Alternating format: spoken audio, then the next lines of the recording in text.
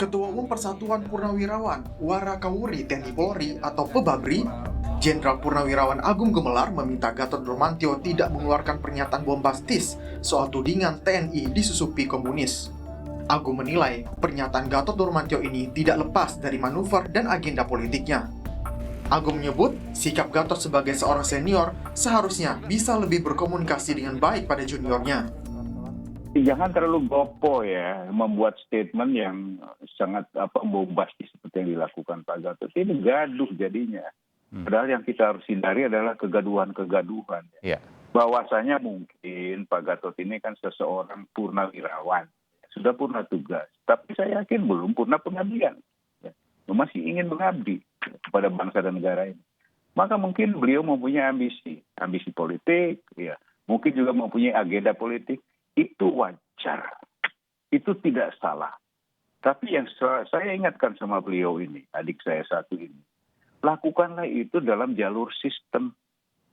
Jalur sistem, jangan di luar sistem.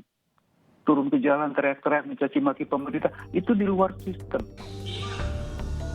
Sementara anggota Komisi 1 DPR fraksi PDI Perjuangan Effendi Simbolon meminta Gatot Nurmantio membuktikan ucapannya terkait tudingan TNI AD yang disusupi komunis agar tidak menimbulkan kegaduhan di masyarakat.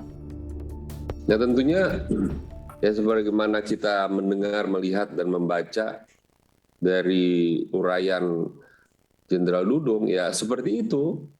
Jadi sangat jujur terbuka bahwa itu memang tidak ada kaitannya dengan di mana tudingan Jenderal Gatot bahwa itu ada satu fakta bukti penyusupan komunisme di tubuh TNI ya.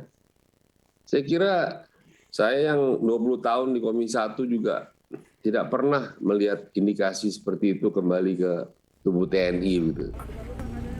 Sebelumnya, mantan Panglima TNI Gatot Nurmantio menuding TNI sudah disusupi paham komunis karena ia melihat hilangnya diorama peristiwa G30 SPKI di Museum Dharma Bakti Kostrad. Tim Liputan, Kompas TV.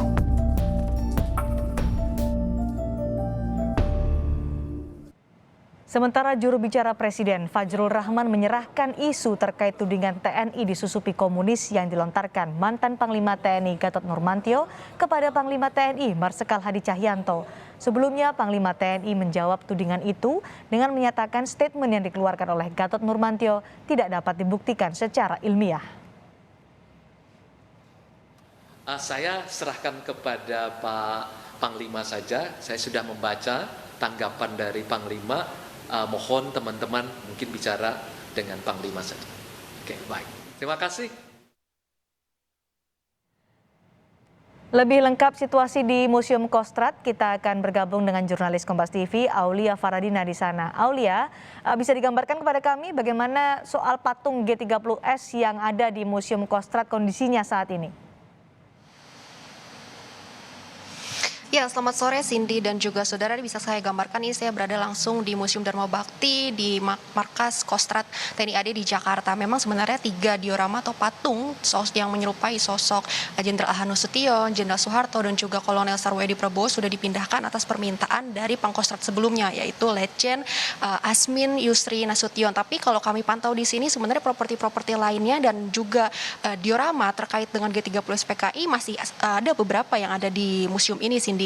Nah, bisa kami gambarkan dengan juru kamera saya Subandi bahwa ini adalah ruangan asli tempat kerja Jenderal Soeharto pada saat menjabat sebagai Pangkostrat. Ini adalah meja rapatnya yang digunakan untuk membahas strategi untuk penumpasan G30 SPKI. Dan ini kursi serta mejanya semua masih original atau asli pada saat peristiwa tersebut.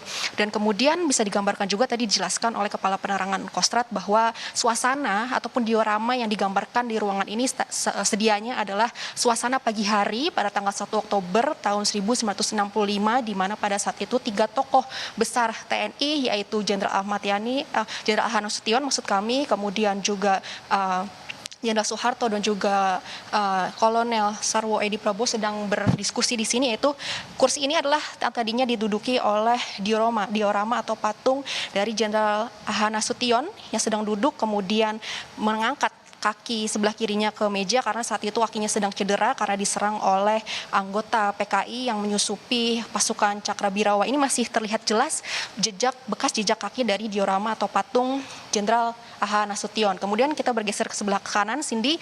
Ini adalah meja kerja asli dengan ada keterangannya yaitu meja kerja Pak Harto selama memimpin sebagai satuan Kostrad.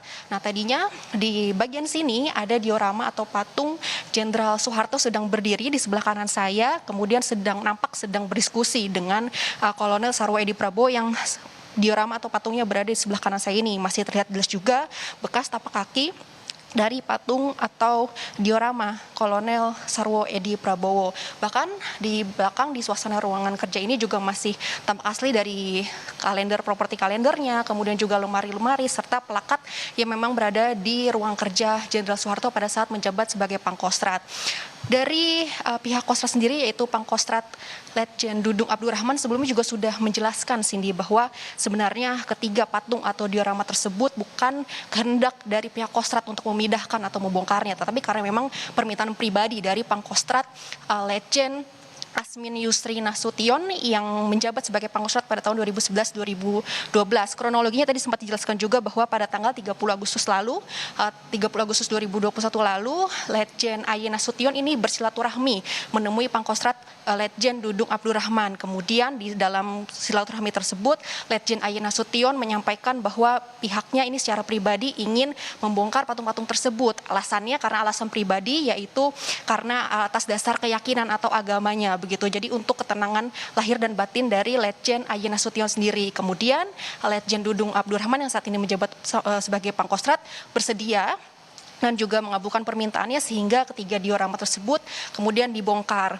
Dan ada 2 poin sebenarnya yang dijelaskan oleh Pangkostrat Dudung Abdurrahman, yaitu sebenarnya dari pihak Kostrad saat ini tidak ada niatan sama sekali untuk melupakan sejarah G30 SPKI, dan yang kedua adalah tidak benar tudingan bahwa paham komunisme atau paham PKI ini menyusupi tubuh militer TNI AD. Itu setidaknya 2 poin yang sudah disampaikan oleh Letjen Dudung Abdurrahman yang saat ini menjabat sebagai Pangkostrat.